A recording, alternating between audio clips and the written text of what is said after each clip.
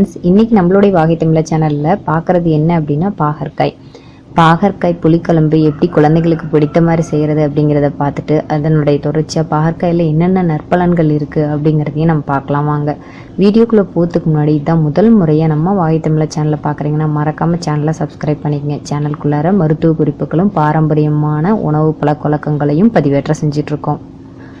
பாகற்காய் அப்படின்னாவே தெரிச்சு ஓடக்கூடிய குழந்தைகள் தான் அதிகமாக இருக்குது. அதற்கு காரணம் என்ன அப்படின்னு கேட்டிங்கன்னா, அதில் இருக்கக்கூடிய கசப்புத்தன்மை தான் இதுக்கு முழு காரணம். ஆனால் இந்த கசப்புத்தன்மை தான் உடலுக்கு ஆரோக்கியமானது அப்படிங்கிறத குழந்தைங்களுக்கு சொல்லி புரிய வைத்துட்டு இது மேல் கூறியபடி நீங்கள் சமைச்சு கொடுத்தீங்க அப்படின்னா கண்டிப்பாக குழந்தைங்க விரும்பி சாப்பிடுவாங்க. அப்படி என்ன தான் இருக்குது பாகற்காயில் அப்படின்னு கேட்டிங்கன்னா, விட்டமின் சி இருக்குது, ஆன்டி ஆக்சிடென்ட் இருக்குது. இது ரெண்டுமே என்ன பண்ணோம் அப்படின்னா உடலில் நோய் தொற்றுக்கள் அண்டாமல் நம்மளை பாதுகாத்துக்கும்.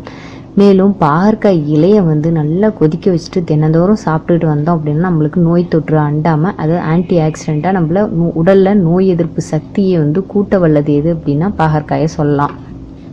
மேலும் இது செரிமான அமிலமான காஸ்ட்ரிக் ஆசிட் அதிகமாக சுரப்பதால் பசியை நல்லா தூண்ட செய்யும். அது மட்டும் இல்லாமல் உடலில் இருக்கக்கூடிய நச்சுக்களை, அதாவது அழுக்குகளை வெளியேற்றுறதுல இந்த பாகற்காய்க்கு முழு பங்கு இருக்குன்னு சொல்லலாம். இந்த டைப் 2 அப்படின்னு சொல்லக்கூடிய சர்க்கரை நோயால் எதிர்கொள்கிறவங்க எல்லாருமே இந்த பாகற்காயை சாறு மாதிரி எடுத்து சாப்பிட்டுட்டு வரலாம். இந்த பாகற்காயில் இருக்கக்கூடிய பாலிபெப்டைடு பி அப்படிங்கிற ஒரு வேதிப்பொருள் இன்சுலின் போல் செயல்படும். இந்த மாதிரி செயல்பட்டு ரத்தத்தில் இருக்கக்கூடிய சர்க்கரையின் அளவு குறைக்கிறதுக்கு இது முழு உதவியாக இருக்குன்னு சொல்ல முடியும். பாகற்காயில் இருக்கக்கூடிய நார் சத்து செரிமானத்துக்கு மிகவும் உறுதுணையாக இருக்கும். அதனால தான் உடனே உங்களுக்கு நல்ல பசி இருக்கிற தன்மையை தூண்டும். ஏற்கனவே நான் சொன்ன மாதிரி கழிவுகளை வெளியேற்றதுனால உடல் ஆரோக்கியமாகும். மேலும் உடல் எடை நம்மளுக்கு கட்டுப்பாட்டுக்குள்ளே இருக்கிறதுக்கு இது உதவியாக இருக்கும். இப்போ வாங்க இந்த பாகற்காயை எப்படி குழந்தைகளுக்கு பிடித்த மாதிரி சமைச்சு கொடுக்கலாம் அப்படிங்கிறதையும் பார்க்கலாம். இப்போ நீங்கள் பார்த்துட்டு இருக்கிறது தான் இந்த பாகற்காய்.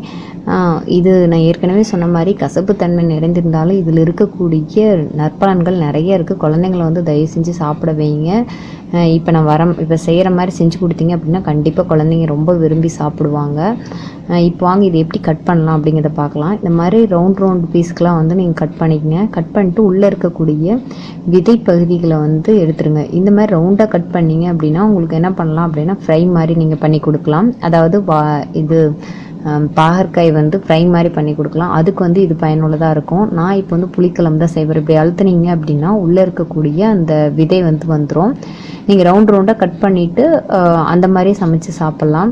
இப்படியே நீங்கள் புளிக்குழம்புல போட்டிங்க அப்படின்னா அது பெருசாக இருக்கனால குழந்தைங்க விரும்பி சாப்பிட மாட்டாங்க. டக்குன்னு அதை சாப்பிட ஒரு மாதிரி இருக்கும். நீங்கள் ஃப்ரை மாதிரி செஞ்சு கொடுத்தா நல்லா சாப்பிடுவாங்க. இந்த விதையெல்லாம் நீக்கிட்டு அதுக்கப்புறம் நான் இது என்ன பண்ண போகிறேன் அப்படின்னா குட்டி பீஸ்க்கெலாம் கட் பண்ணி எடுத்துக்க போகிறேன். ஏன்னா இந்த மாதிரி சின்ன பீஸ்க்கெலாம் கட் பண்ணிக்கோங்க.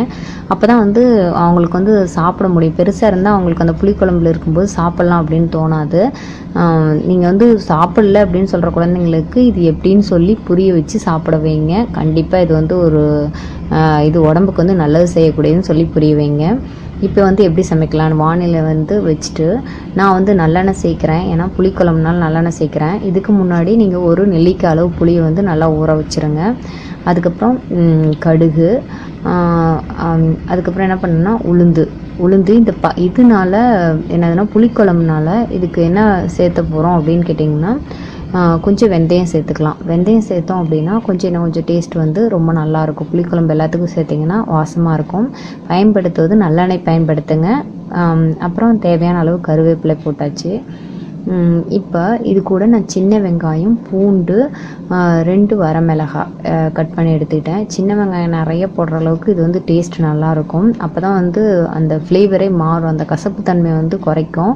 நீங்கள் சின்ன வெங்காயமும் பூண்டு அதுக்கப்புறம் இது எல்லாமே சேர்த்து 1 கப் அளவுக்கு நீங்கள் எடுத்துக்கங்க. நிறைய போடுற அளவுக்கு நல்லா இந்த மாதிரி வதங்கினதுக்கப்புறம் ஒரு தக்காளி மட்டும் சேர்த்திக்கிறேன். ஏன்னா ஏற்கனவே இதில் புளி நம்ம சேர்க்க போகிறோம். அதனால் ஒரு தக்காளி போதுமானது. இந்த தக்காளி நல்லா வதங்கட்டும். வதங்கினதுக்கு அப்புறமா நம்ம கட் பண்ணி வச்சுருக்கக்கூடிய பாகற்காய் இன்னும் கூட நீங்கள் சிறு துண்டுகளாக கட் பண்ணிக்கலாம். எந்த அளவுக்கு சின்ன துண்டுகளாக கட் பண்ணுறீங்களோ அந்தளவுக்கு சீக்கிரமாக வதங்கவும் செய்யும். மேலும் குழந்தைங்க விரும்பி சாப்பிடுவாங்க. அதுக்கப்புறம் இதுக்கு தேவையான அளவு மிளகாத்தூள். இந்த மிளகாத்தூள் நான் வீட்டில் அரைச்சது தான். இதனுடைய லிங்க் நான் கொடுக்குறேன், செக் பண்ணுங்கள். அதுக்கப்புறம் மஞ்சள் பொடி, இந்த மாதிரி நீங்கள் அரைச்சி வச்சிட்டிங்கன்னா அதுக்கப்புறம் கொஞ்சம் கரம் மசாலா கொஞ்சம் சேர்த்துனிங்கன்னா தான் இந்த புளிக்குழம்பு கொஞ்சம் நல்லாயிருக்கும்.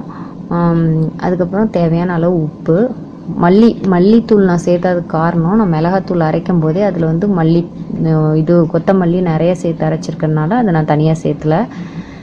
இப்போ பாருங்கள் இந்த மாதிரி நல்லா வதங்க விடணும். நான் இப்போ இதுவரையில் தண்ணி எதுவுமே சேர்த்துல, எண்ணெயிலே நீங்கள் என்ன பண்ணணும் நல்லா வதக்கி எடுக்கணும். அதுக்கப்புறம் ஒரு கப் அளவுக்கு புளி வந்து நல்லா கெட்டியாக கரைச்சிட்டு அதில் ஊற்றிடுங்க. நீங்கள் வதக்கறதுலேயே பாதி வந்து வெந்துடும் உங்களுக்கு. இப்போ பாருங்கள் நல்லா வெந்துருச்சு, காய் வந்து நல்லா வெந்துருச்சா அப்படின்னு பார்த்துட்டு அதுக்கப்புறம் நீங்கள் ஒரு கப் அளவுக்கு தேங்காய் பால் எடுத்து அது கூட சேர்த்துருங்க. தேங்காய் பால் சேர்த்துனிங்கன்னா தான் நல்லாயிருக்கும், அதாவது அந்த கசப்பு தன்மை குறைக்கும். அதுக்கப்புறம் நீங்கள் இதுக்கு வந்து 1 டேபிள் ஸ்பூன் வந்து அதாவது நாட்டு சர்க்கரை சேர்த்துக்கிங்க. அப்போ உங்களுக்கு கொஞ்சம் டேஸ்ட் வந்து தனியாக கிடைக்கும். இப்போ பாருங்கள் சுவையான உங்களுக்கு என்ன கிடச்சிருச்சு அப்படின்னா பாகற்காய் புளிக்குழம்பு செஞ்சாச்சு. ரொம்ப எளிதான மெத்தடு. இதுக்கு வந்து நீங்கள் பயன்படுத்துகிறது என்ன அப்படின்னு கேட்டிங்கன்னா, முக்கியமாக சின்ன வெங்காயம் நிறையா சேர்த்துக்குங்க. மேலும் புளியோட அளவு வந்து பார்த்து சேர்த்துக்குங்க.